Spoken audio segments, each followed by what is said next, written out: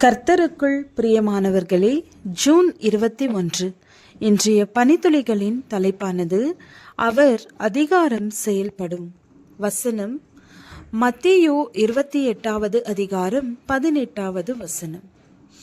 அப்பொழுது இயேசு சமீபத்தில் வந்து அவர்களை நோக்கி, வானத்திலும் பூமியிலும் சகல அதிகாரமும் எனக்கு கொடுக்கப்பட்டிருக்கிறது. ஒரு ஏழை விதவை பெண் தனக்கிருந்த சிறு நிலப்பகுதியில் விவசாயம் செய்து வந்தாள். எதிர் திசையில் இருக்கும் அரசியல்வாதியின் மாடு வந்து விதவையின் விவசாய நிலத்தில் மேய்ந்து பயிர்களை நாசம் செய்யும். விதவை அரசியல்வாதியிடம் போய் மாட்டை தன் வயலில் விடாதபடி பார்த்து கொள்ளும்படி சொன்னாள். அரசியல்வாதியோ அலட்சியமாக பதில் சொன்னதுமன்றி அடுத்த நாள் வேண்டுமென்று அவள் வயலில் மாட்டை கட்டவிழ்த்து விட்டான். அந்த மாடு அவள் வயல் வரப்பில் கால் வைத்தும் பயங்கர சத்தத்துடன் மாட்டை யாரோ அடித்தது போல மாடு அலறி அடித்து கொண்டு வீடு நோக்கி ஓடியது. அதற்கு பின்னால் அந்த மனிதன் மாட்டை விதவையின் நிலம் அருகே கொன்று சென்றாலே அந்த மாடு அலறி கொண்டு ஓடும். உங்களது பேச்சை யாரும் சட்டை செய்வதில்லை. எந்த மரியாதையும் உங்களுக்கு இல்லை என்று எண்ணுகிறீர்களா? உங்களுக்காக தலைமையிடத்தில் பேச யாரும் இல்லை என்கிறீர்களா? தேவனை அண்டிக் கொள்ளுங்கள். தேவன் தாமே தமது வல்லமையுள்ள அதிகாரத்தினால் நீங்கள் தலையிட முடியாத விஷயங்களில் உங்களுக்காக பேசுவார்.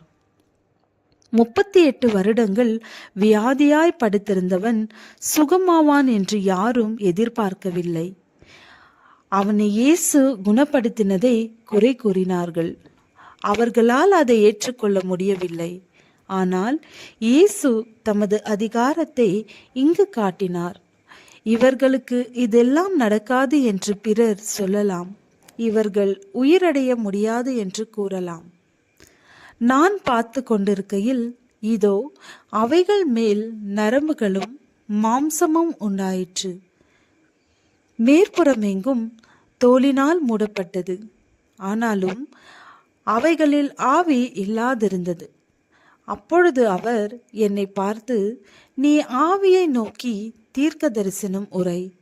மனுபுத்திரனே, நீ தீர்க்க தரிசனம் உரைத்து ஆவியை நோக்கி கர்த்தராகிய ஆண்டவர் உரைக்கிறது என்னவென்றால், ஆவியே, நீ காற்று திசை 4 வந்து கொலையுண்ட இவர்கள் உயிரடையும்படி இவர்கள் மேல் ஊது என்கிறார் என்று சொல் என்றார். எனக்கு கற்பிக்கப்பட்டபடி நான் தீர்க்க தரிசனம் உரைத்தேன். அப்பொழுது ஆவி அவர்களுக்குள் பிரவேசிக்க அவர்கள் உயிரடைந்து காலூன்றி மகா பெரிய சேனையாய் நின்றார்கள். உங்கள் எலும்புகள் நரம்புகள் செயலிழந்து உங்கள் எண்ணங்கள் நிறைவேறாமல் தவித்து நிற்கிறீர்களா? தேவன் அவைகளை உயிரடைய செய்ய முழுமையாய் ஒப்புக்கொடுங்கள். ஆவியானவர் உயிரடைய செய்வார். ஜெபம். எங்களால் செல்ல முடியாத இடங்களில் தேவதிகாரம் செயல்படட்டும். ஆமென்.